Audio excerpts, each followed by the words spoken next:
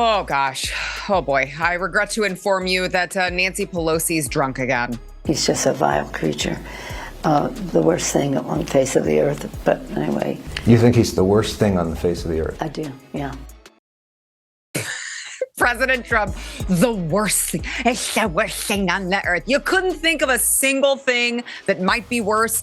How about, I don't know, childhood cancer, elder abuse, looking at you, Jill Biden, rape, sexual violence, war, terror attacks, Democrats. Nancy, AA's calling and they're ready for you anytime now.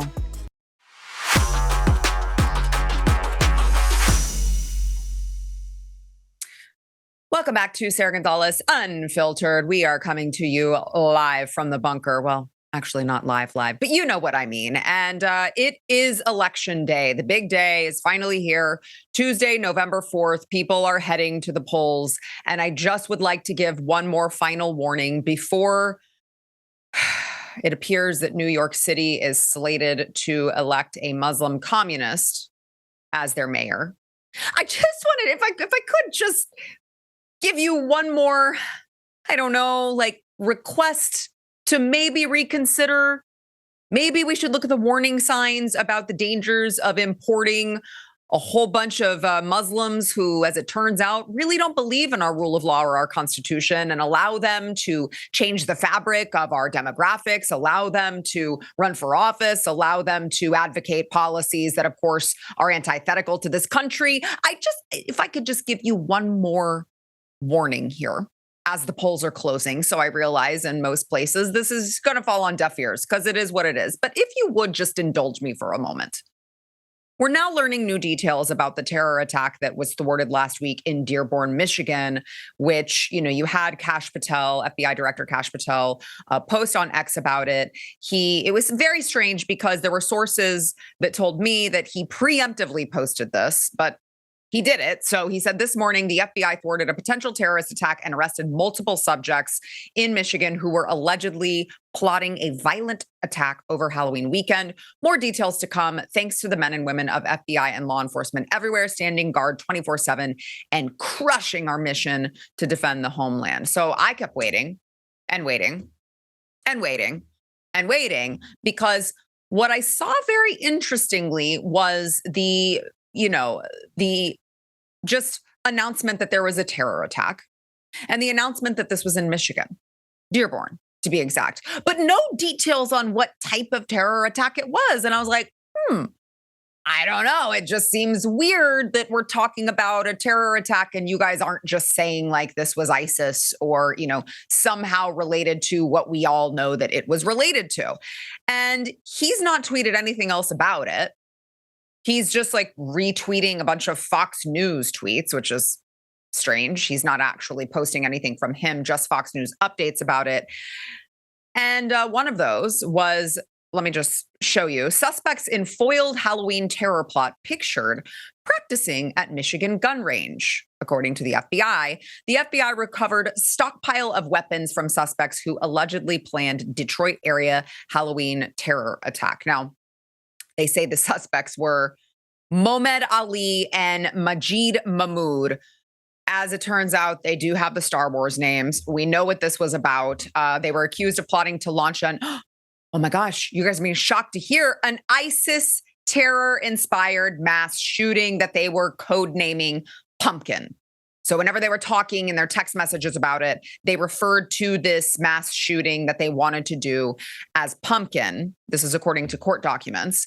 And this does make me think of, I want to get into some of what the authorities found. It was like over 1,600 rounds of ammo, multiple firearms, tactical vests in these raids that they conducted on their homes and in the storage units that these guys owned. But I would like to just circle back to something that happened in a suburb of Houston, Texas, where these guys with Star Wars sounding names were at a practicing shooting. It wasn't a gun range. They were practicing shooting on this large piece of property. And one of those bullets, wouldn't you know, it just happened to hit a Christian youth baseball coach while he was praying. Isn't that so strange? And then we didn't hear anything else about it. And now here we are several months later, and we're hearing In Dearborn, Michigan, there were two men, Mohamed Ali and Majid Mahmoud, who were, of course, practicing shooting to go ahead and carry out a ISIS-inspired terror attack. And just as a reminder, this is Dearborn, Michigan. This is Dearborn, Michigan currently. This is the demographics and the makeup of Dearborn, Michigan. And you might be interested to know, if you're listening on audio podcasts, I don't see one American flag there. Not a one. Now, I just would like to state, as a reminder, that in order to become naturalized, in order to go through the process of applying for naturalized citizenship, you have to sign an oath. And that oath says that you renounce any sort of allegiance to the place you came from, and that you will defend the Constitution and the laws of the United States of America. Does it look like these people have renounced anything? Of course not. They haven't renounced it. So what are we doing? There is a major flaw in this process if people like that are allowed to come to this country. Now, many of them may not even be naturalized citizens, but the point is, when we're looking at the polls and we're looking at who is about to become the mayor of New York City, it's these foreign-born nationals who are coming in and changing the demographic and then voting for their people who are doing the same, who are coming up with these communist-style policies, who is a Muslim whose mother said he is not American. How in the hell does this guy get naturalized? How in the hell does this guy get to be in a position to run for office in New York City? His own mother admits he doesn't even consider himself one of us. There is something seriously wrong here. There is something seriously wrong with this system, and I fear that New York City is about to understand that firsthand in a very, very bad way. All right, make sure that you are subscribed to Sara Gonzales Unfiltered. Hit the like button. It'll help us out in the algorithm, which we all know is stacked against us because we believe in things like lower taxes and small government. Want to thank our sponsor of this segment, BlueChew. And then I want to bring our panel on here. So BlueChew is, listen, we love BlueChew. We love BlueChew because BlueChew, we talked about the little blue pill. And there was a stigma associated with it because it was like, if you're taking the little blue pill, you must have something wrong with you. Oh, you have a dysfunction. Well, first of all, it's nothing to be embarrassed about because there's nothing you can do about it. But second of all, what BlueChew is great for is that they're like, you don't have to have ED. Maybe you just want to spice up your life. Maybe you just want a fun Friday or Saturday night, whatever the case may be. I'm just saying there's no awkward trips to the doctor or to the pharmacy, sitting in the waiting room. They're like, the penis pill for John Smith are you ready? No, you don't have to do that. Okay. They're going to ship it discreetly directly to your door. So go to BlueChew.com, use promo code Sarah at checkout. You're going to pay $5 for shipping. That's it. So listen, party's on me. Okay. Just pay the $5 for shipping when you go to BlueChew.com, promo code Sarah.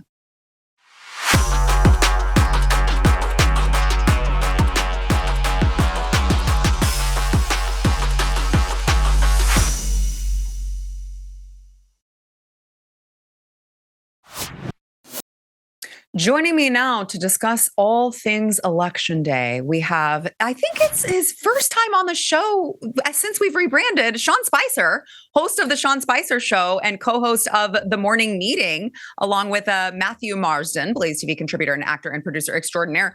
Sean, do I have that right? You do. I waited. You know that contractually, that was one of my riders. I said, I'm waiting for the rebrand. And I wanted a whole new wardrobe sent to accompany my first appearance. But yeah, I'm glad that we finally got that done. The green M&Ms, I know, was like a big thing for you. So I too am happy that we were able to accommodate. Well, Glenn had been a stickler on some of the contractual issues, and I'm finally able that he was excited to nail this thing down. Oh, I'm glad that you're here, my friend. It's good to see you.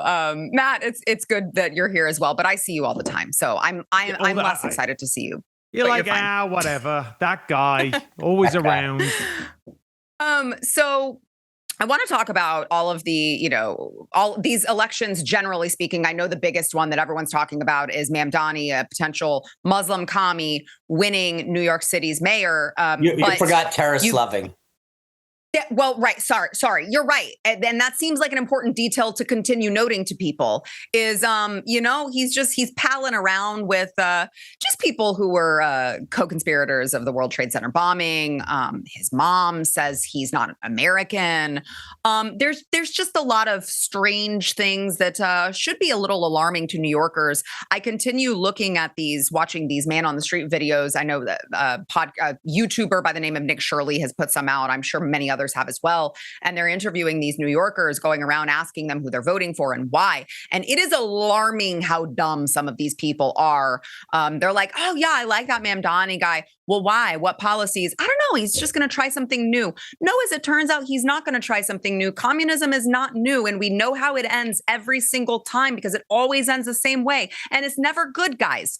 So I want to throw in here, Donald Trump last night actually endorsed Andrew Cuomo over the Republican candidate in New York City, Curtis Sliwa. He said, if communist candidate Zohran Mamdani wins the election for mayor of New York City, it is highly unlikely that I will be contributing federal funds other than the very minimum as required to my beloved first home because of the fact that as a communist, this once great city has a zero chance of success or even survival. And he goes on to talk about it's going to be a total disaster if Mamdani wins. Obviously true. He says, I would much rather see a Democrat who has had a record of success win than a communist with no experience and a record of complete and total failure. And then he goes on to poor Curtis Sliwa. He didn't ask for this insult, but the president gave it to him anyway. We must also remember this. A vote for Curtis Sliwa, who looks much better without the beret, is a vote for Mamdani. Whether you personally like Andrew Cuomo or not, you really have no choice. You must vote for him and hope he does a fantastic job. He is capable of it. Mamdani is not. Sean, I'm going to go to you first here. How embarrassing is this state of affairs that the two best options that New York has are the Muslim commie terrorist sympathizer, as you point out, or the guy who killed grandmas and grandpas in nursing homes during COVID? Like, that's pretty embarrassing. Oh, it gets worse because remember, one guy dropped out, and that's the current incumbent criminal mayor. So you had three choices, and they were all horrible, and then one dropped out. That was the beauty of this whole thing. I think that speaks to it. Look, here's the thing that I have posited: New York City has millions of people. There are a lot of very successful people. There are a lot of very rich people. There's a lot of elected people. I mean, they've got a council and a bunch of assemblymen and women.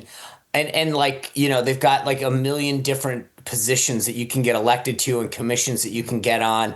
As I said, a ton of people who are like loaded because of Wall Street, entrepreneurs, business people. And this is the best they put forward. That kind of scares me. And then the kicker is, so you have a criminal incumbent mayor. You've got a washed up, COVID killing, sexual harassing option, that resigned as governor.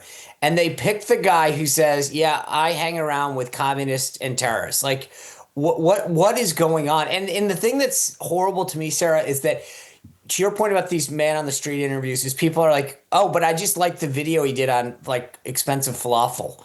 Like that's why they picked the guy. Yeah, it's really embarrassing. I saw one as well, Matt. I'll let you weigh in here. I saw one as well where they were like, yeah, I just saw him. He was at the club the other night. It's like, wait, you want to pick the mayor of New York based on whether or not he was up in the club on Saturday night? Guys, this is a bad idea. Well, how often have we said that the Democrats, they have no bench, they have no depth. And they are the party of corruption right now. You can see it all the way through. I mean, I'm not even going to get into the corruption in New York and what has happened there and how Donald Trump was targeted in his hometown. It's disgraceful. But it's a huge problem. And we've said, you and I have said this multiple times on the show, and obviously Sean is an expert in this, is it doesn't matter, like for people to think that you have the best ideas and that means that you're going to get elected is just not true anymore.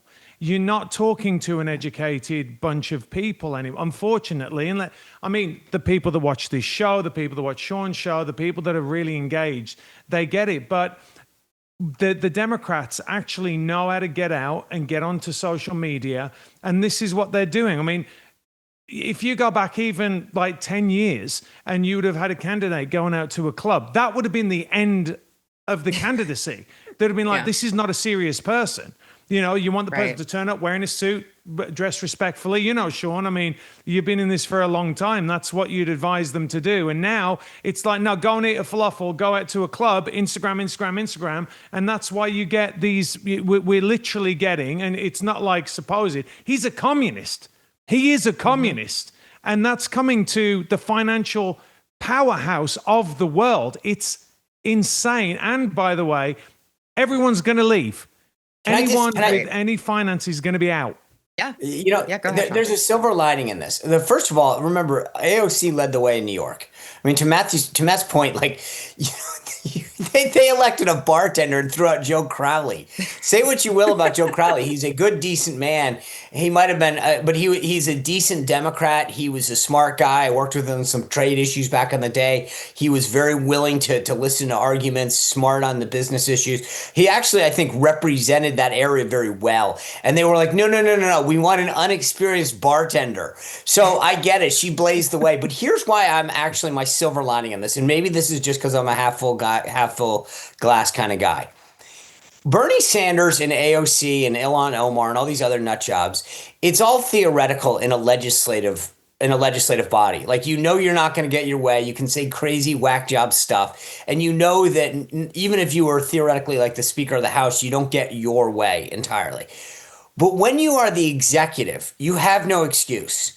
So I love the fact that this is all going to fall on itself. He's out there like, well, you're going to get free internet with your free candy and the free grocery stores and the free doctors riding there on a free bus.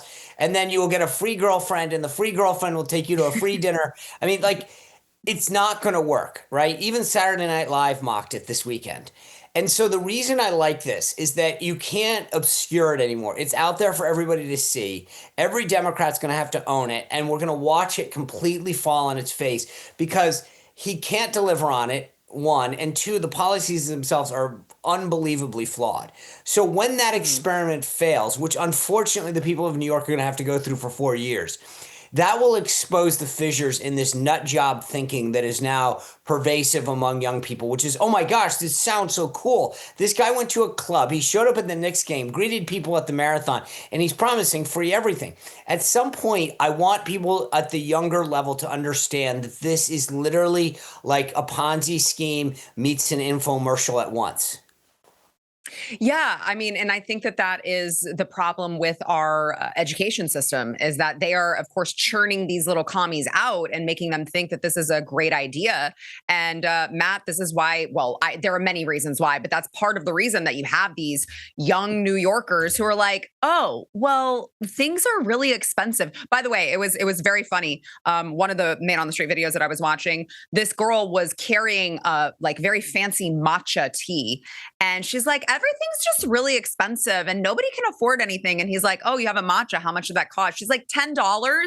And it's like, I mean, at a certain point, these people are going to have to learn the hard way. Unfortunately, they've been spoon-fed and brainwashed and indoctrinated to think that all of these things are just really great. And they're going to have to learn firsthand that that's not the case. But I want to know, what about New Jersey? We haven't talked a lot about New Jersey. I don't see Jack Ciattarella winning, but I do think that he is coming closer than the Democrats maybe thought that they would. Sean, am I off on that?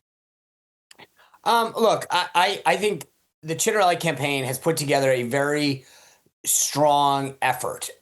New Jersey, despite, I mean, look, I always say it's Lucy in the football. Like, I've said this for, 15 years. We think we get close, whether it's the Senate race, the gubernatorial race. I never thought it presidentially, by the way. But so look, I think the question is, I actually think of all the surprise races today, this is the one we could be pleasantly surprised with.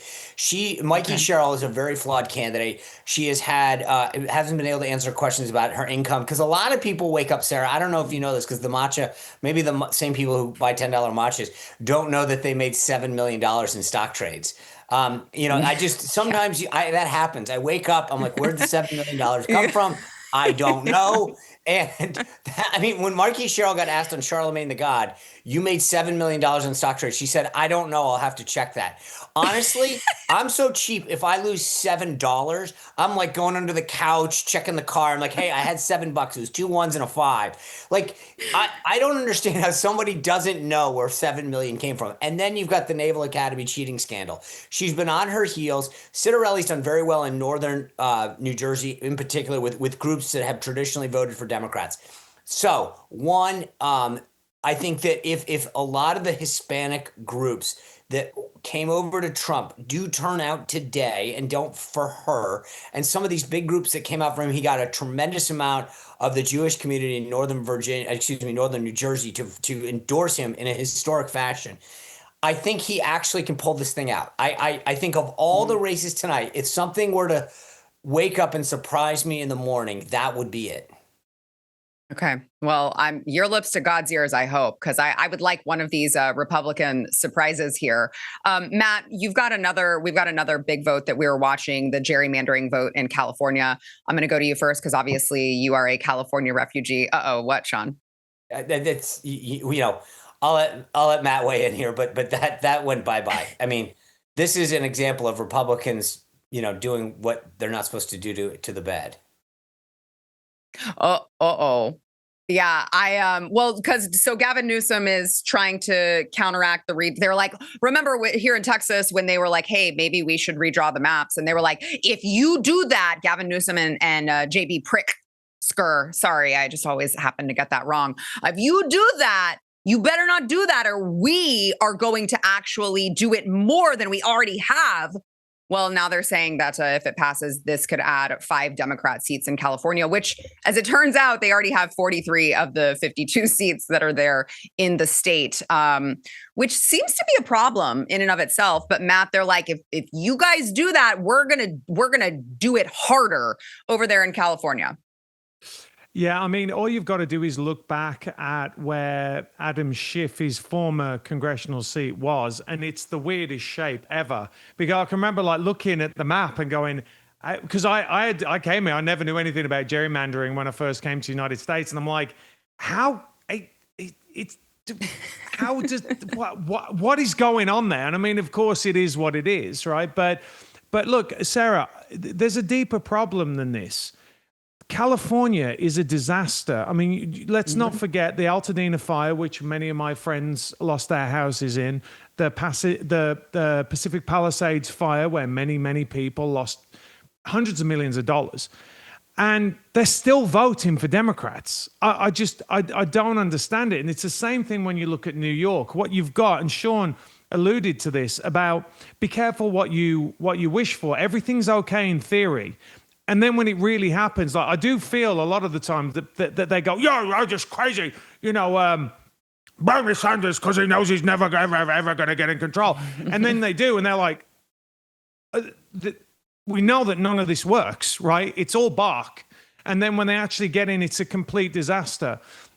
So I think we have a real problem with young people not understanding. Sean was mentioning there about, jokingly, but kind of serious, about wondering where the money's gone, is if you don't earn it, then it doesn't mean anything to you. Like getting things for free, it doesn't mean anything to you. You've not had to go out and earn the money. And by the way, which is a very, very American thing, is have the self-respect to want to go out and earn and not want to be on the teat of the government. This is a major problem, and it's happening on the seaboards. It's not so much happening in middle America, but this is a massive problem coupled with the participation generation. It's really worrying to me. So can I four kind of points. Number one, to Matt's point on this, I'm so tired of free. Like cashless bail. There's no such thing as cashless bail. You either have bail or you don't. And everything is free this, free that. There is no such thing. Somebody pays for it. A bus doesn't drive itself. It is not free. The internet is not free. And so when they promise these kids free, it is, to me, for all the talk about misinformation, that is the utmost degree. We're going to what's the word on your student loans? We're going to forgive it. No, we're not. There is no, I didn't forgive you. You took a loan out, you pay it back. And this is the difference between when I grew up and what's going on now. Like, when my parents used to say, I'd say, you know what, I really want a CD. And they'd go, great, earn it. Like, that's how it worked. I just, to your point, Sarah, the matcha thing is so emblematic of what's wrong. Like, I even think 7-Eleven coffee is too expensive, right? Like, so, I don't understand the idea that somebody says, I go to Starbucks every day. I'm like, for what? Like, I find that appalling, to be honest with you. Yeah. But let's get back to California. 3 things. Matthew is the epitome of what happened. People who said, this is nuts in New York, in California, and said, peace out. I'm leaving. This is crazy. And so what happened is you left a bunch of dumb people who I don't know how we got here, because all the smart people bolted and they went to Texas and Florida and everywhere else, Montana, and they said, this is crazy. We don't want to live like this. But I will say, on the politics and the practicality of what's going on in California, we cannot undermine what's really going on there, because having served in the first Trump administration, the importance of a Republican House is critical to Donald Trump's second, the second part of his second term.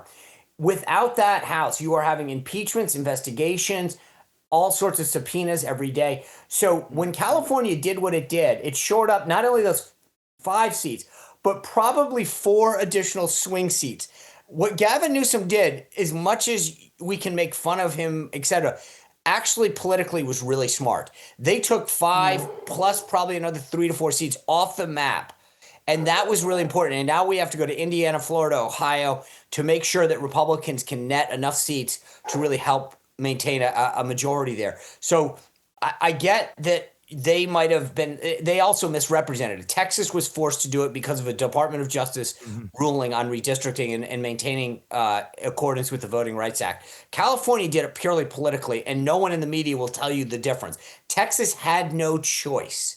So there is a big difference in what happened and why, but the practical reality, the political reality of what's going to happen is Democrats are actually going to do very well, at least until other states codify a new map beyond Texas. Yeah, it has been really funny to watch them. By the way, I don't know if you guys can hear my dogs barking. I'm about to kill them. Not really. I'm not Christina. Okay, good. It's been really, really funny watching. What's his name? Is it Mehdi Hassan? Who's the one that I? Oh yeah. It was Hassan Piker. That's who it was. Yeah, and he had his dog in the corner, and that poor abused dog. I don't actually abuse my dogs, although maybe I should. Just kidding, PETA. It's just a joke. It's just a joke, PETA. But yeah, just watching them melt down over Texas doing what all of them have done, and of course used and abused for years, and then they're melting down about it. It's just way, I just don't have time. Real quick, I'm sorry, but Caroline gave a briefing, and they were like, President Trump has used the word rigged, and I'm like, wait a second, Gavin Newsom has said that this is all rigged for the last month, and no one has a problem with his use of the word rigged. President Trump, and by the way, to your point, because that's why I brought it up, every one of these Dem states does it, and it's like, Illinois is redistricting. Maryland is redistricting. Massachusetts. Right. The second a Republican says it, they're rigging the system. I'm sorry. No. It was literally named for Elbridge Gerry, a Democrat out of Massachusetts. They were the ones who started it. Yeah. That's a great point. Okay. All right. Let's go ahead. We're going to take another quick break, and then we will get back into it with my all-star panel here. First, I want to thank our sponsor, Relief Factor. So Relief Factor is there for those of you who maybe you have just reached the age where things hurt. You wake up in the morning and you're limping, and your loved one is like, what happened? What'd you do? You're like, I don't know, sleep. Whatever the case may be, the aches, the pains, back pain, knee pain, neck pain, whatever it is, you should try Relief Factor. It's actually an all-natural anti-inflammatory that gets to the root cause of your pain brain, which typically is the inflammation. So it can actually just, instead of masking the problem, it can just completely eliminate it. That 3-week quick start that you see on your screen is less than $1 a day. 70% of the people who order that go on to keep ordering more. That's how many people it's working for. So the odds are in your favor. It can work for you, and that can be life-changing. Go to relieffactor.com. Go get that 3-week quick start over at relieffactor.com.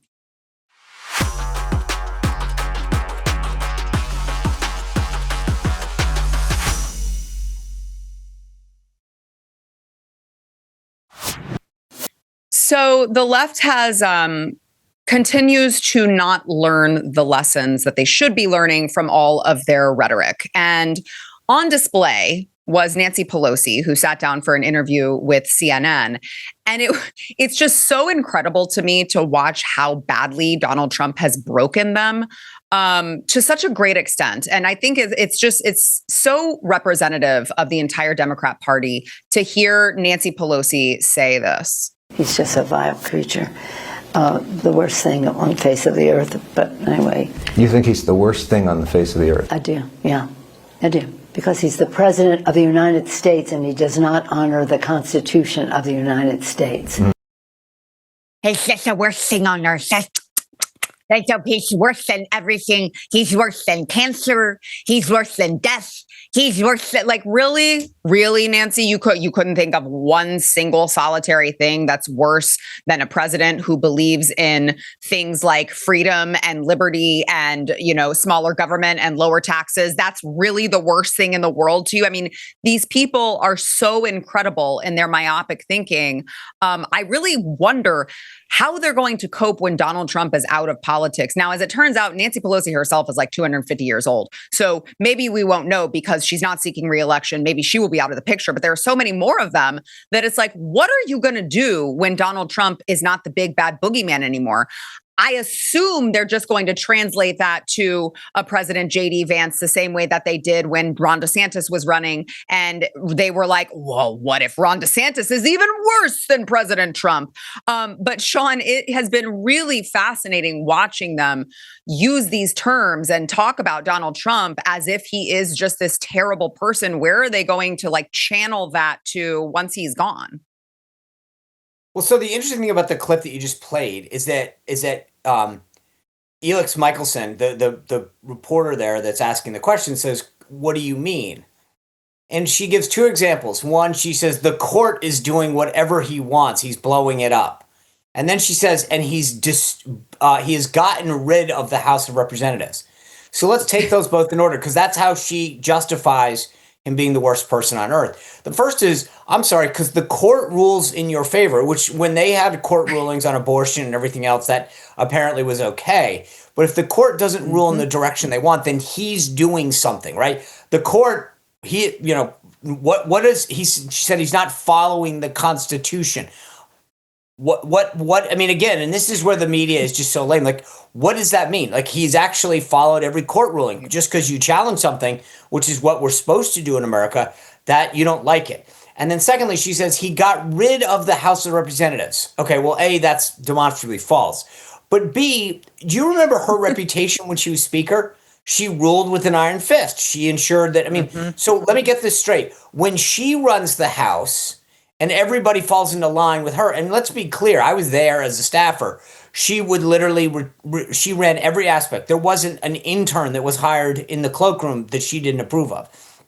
When she does it, that's great. When Trump, it works in tandem with House members, that's apparently blowing up the House. So let's just be honest. I mean, to your point, yeah, I mean, they've always got an excuse. But in this case, they're just blatantly lying, too. I mean, that's not just hyperbolic. It's false on its face.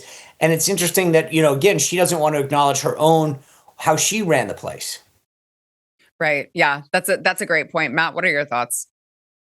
Well, there used to be a time when you would be called certain names, like you'd be called a Nazi or a racist or a white supremacist, and that would make you gasp, right? You'd be like, no, these are the worst things you could ever say about a person. And then they did it again, and then they did it again, and then again, and then again, and then again, and then it just stopped meaning anything. That's where we're at. like nobody really watches her and takes her seriously anymore. I mean, look, sure, no, she's a political operative. She's been there for a very long time. Very effective. She's one of those other ones, actually, as it turns out, that Sean was saying. He just wakes up and just like, did I make $7 million last night? I have no idea. I wouldn't know. It's Sorry, staggering. keep going, Yeah, no, her record is quite staggering. I mean, I don't even know why she's in Congress with that kind of those kind of predictions on the stock market. But it just doesn't mean anything anymore to us. We don't see that as anything that we have to recoil from, because all it means is we don't like what you are doing, and we know that. But you know, how long has it been since Charlie was murdered in front of everyone? They are still doing it. Someone has tried to kill President Trump 3 times now. They've tried to throw him in jail. They still keep throwing this rhetoric around.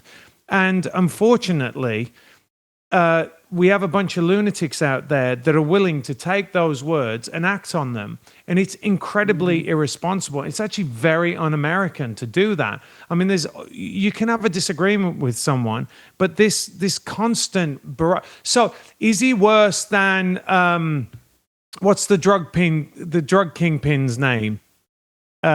Which one? The guy down El Chapo. El Chapo? Is he worse than El Chapo? Is he? Is he worse Apparently, than? yes. You know, I mean, this is so I'm like, is he? ridiculous. Yeah, it's like he's worse than a rapist or a murderer or anything. I mean, fill in the blank. There are many things we could jump to before we say President Trump is the worst thing ever. But that's how these people think. And which leads me to my next point here, which is how you get voicemails left to senators and congressmen like this one that was sent to the freshman senator from Montana. Sean, tell me how you pronounce. Is it Tim Sheehy or Sheehy? Yeah, Sheehy. It's Sheehy. Okay, that's what I thought. So he released a voicemail that was sent to him when he voted for the One Big Beautiful Bill. And this was actually sent from a woman who is running for the Helena City Commission. Here was the voicemail. Hi, this is Haley McKnight. I'm a constituent in Helena, Montana, and I just wanted to let you know that you are the most insufferable kind of coward and thief. You just stripped away health care for 17 million Americans, and I hope you're really proud of that. I hope that one day you get pancreatic cancer and it spreads throughout your body so fast that they can't even treat you for it. I hope that you die in the street like a dog. One day, escalated quickly. You're going to live to regret this. I hope that your children never forgive you. I hope that you are infertile. I hope you never manage to get a boner ever again. You are the worst piece of shit I've ever had the misfortune of looking at. And you don't serve Montanans. You serve your own private interests. All that you have done since you've gotten into power is do shit for yourself. God forbid that you ever meet me on the streets, because I will make you regret it. You. I hope you die. Now, I want to know, like, did she have this all mapped out on a piece of paper? Or did she just fly in there blind and she was like, I hate this guy so much, I'm just going to rattle this off. I don't even have to write it down. I'm just going to keep going. I hope you get cancer. I hope your children don't forgive you. I hope you never get a boner again. Like, lady, why? You didn't have to go that low. And this woman is running for office. But Sean, she did say that her anger, in response to this, she said, well, her anger was actually justifiable rage. So it's fine. Yeah, she doubled down. When asked about it, she doubled down and said, I thought this was just, I didn't realize it would be public. I thought I would just do this. She literally said, I wouldn't have said this to my grandmother. Like, somehow it's like, I'm talking to Senator Sheehy's office, so it's okay because, he's an elected official. It's not my grandma. There are days in which between social media and voicemails, and I feel like people, I'm kind of amazed that you don't get that that's preserved, and B, that you're that stupid to do it, right? I mean, there are things that I think of all the time that are probably really stupid, inappropriate, whatever, and and my internal voice says, don't you dare say anything. We all have those moments to some degree where you go don't say anything. Maybe there's a guy backing into you or something. But the idea that she doesn't think that that's a problem, never mind the vitriol that's there, but just the common sense aspect of like, hey, I should be, there's no reason I can't say this, is like, that's a problem. Yeah. Yeah. No, you're right. And I mean, I'm sure we all get that being on social media. As you point out, Sean, social media is a big aspect of it too, where people say whatever they want to you. And then if you respond to them, they're like, well, I didn't think you were going to say something back. Like, well, I mean, I'm a real person, so I think I have every right to respond to you, especially when you're saying that. You know, when the J. Jones, I live in Virginia, so I can say, but like when the J. Jones text came out, like he didn't text like, hey, I hope Todd Gilbert like gets what's coming to him. Like, okay, like I might say, hey, Sarah, like stop being a jerk or something, right? But like if you watch the J. Jones text, they're very methodical. I hope if I had 3 bullets, this is what I would do with them, and then I would hope that his kid does. I mean, there's like a thought there, right? He didn't just come up with it. Listen to that voicemail again. She is very methodical. I hope you get cancer, and then this is what happens to your body. Then this is what happens to your kid. Like, it's one thing to have some erratic outburst. You know what? You're a jerk. Like, that's an erratic outburst. But she was literally having a stream of consciousness about all of the bad, evil things that could happen to an individual. She has a problem. Like, that's the difference between an utter outburst or a joke gone wrong or something like that, where you're like, okay, I bet you wish to take that back. Like, you said something silly, stupid, inappropriate. I'm sure you wish to. She literally was going on a stream of nut consciousness. Yeah, no, that's a great point. And to your point about the J. Jones text, he was given multiple chances to walk it back. And in fact, he said, well, it's only when people feel personal pain that they move on policy. So it is all very methodical and strategic in their minds. Matt, just real quick. I just don't understand how someone who is running for office thinks that this is a qualifier for her. I mean, it's just so dumb. I mean, it shows that she has absolutely none of the attributes that are needed to lead in any way, shape, or form. And these are also the people that said that Donald Trump would drag us into World War III because he was impulsive. It's all absolutely. And by the way, I do not like Joe Biden. There's a lot of Democrats that I don't like, right? I would never say that to them. I'd never think that about them. That to me is an alien concept to wish cancer on somebody. It's so dark and so twisted, but it shows you who you're dealing with. I agree with Matt. No. I mean, I got a lot of political enemies. I don't want any of them to die. I don't want them to get hurt. Like, I don't want them to win re-election. But that's like the line, like, right? I don't go, oh my gosh, I hope you get hurt or I hope your children, like that's to Matt's point. He's right. You're in a very dark place when you wish that kind of pain and hurt on somebody else. Like I honestly, I know that we're somewhat just like kind of having fun with it, but like I truly worry because, you know, Matt mentioned this, but like Charlie Kirk was killed because somebody was in a dark, dark place and thought that this was an acceptable form of disagreement. We have a problem, especially on the left, when they think it's okay to wish that kind of hatred and vitriol on another human being. Like honest to God, I can't think of a person that I hate enough that I would want that kind of pain inflicted upon them. Yeah, well, because unfortunately, this has become their religion. I mean, politics is the left's religion, and that I think is why part of the reason that they feel so strongly and convicted about it, which is I mean, it's a problem, but I think that's part of it. By the way, we do have to go to break. But by the way, to y'all's point, I called Chuck Schumer's office when Donald Trump posted a Truth Social post with his phone number, and I didn't call him any names. I just said the American people know that it's the shutdown is your fault. It lies solely at the feet of the Democrats. You think that you're going to fool us, and you're not. I didn't once wish death on him. I didn't once insult. You know, maybe I could have gone for like a cute little quip or insult. I just didn't do that because that's not where my mind goes. To y'all's point. All right, let's go ahead and take another quick break. We'll be back with more, but I want to thank our sponsor of this segment, PreBorn. So PreBorn. I love working with PreBorn. They make this mission so easy because all I get to do is tell you what they are doing and how you can help. So they are offering women who have these unplanned pregnancies, who are scared. The woman is either going to go into a Planned Parenthood where they're going to be sold a book of lies. They're going to be told that it's just a clump of cells. Don't worry, you won't regret a thing. Let us just suck that baby right out of you. Oh, oops, did I say baby? That's not what it is. We swear. That's horrible. What PreBorn is doing is just showing these women the actual truth on ultrasound. This is your baby. It is, in fact, a baby, and you will regret it. And by the way, we can help you with financial obligations as well. PreBorn really is doing God's work, but ultrasounds cost money. $28 to be precise is the cost of one ultrasound. So as we get into the end of the year, as we are looking for tax-deductible donations, if that is you, or even if you just feel so led to help, make this be your Christmas present to some of your friends and family. Let them know that you saved babies in their honor. You can go to preborn.com/Sarah, donate securely over at preborn.com/Sarah.